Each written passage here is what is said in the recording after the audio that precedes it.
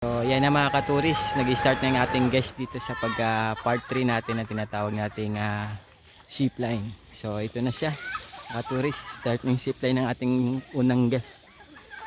Yan. Makakasama natin yung apat nating guest na nagtutour. So zipline natin part 3 natin guys. Yan na siya, unang guest natin na nag-zipline. Alright, so yan mga katuris yung pangalawa nating guest na kasama nila ma'am na nauna dito sa zipline na part 3 po natin activity sa Rancho Mitra. Alright, so ito yung pangatlo natin mga katuris na kasama nila na nag-zipline. Ito na si ma'am. Yan, the part of 3 of activities sa Rancho Mitra. Alright, so yan mga katuris, the last but not the least, yung isang guest natin na para mabuo ang pang-apat sa activities of zipline natin. Ito na po yung last nating guest.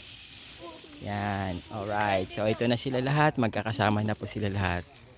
So hi ma'am, hi kayo, hello. Panoodin nyo po sa YouTube yung ating pagbablog. God bless.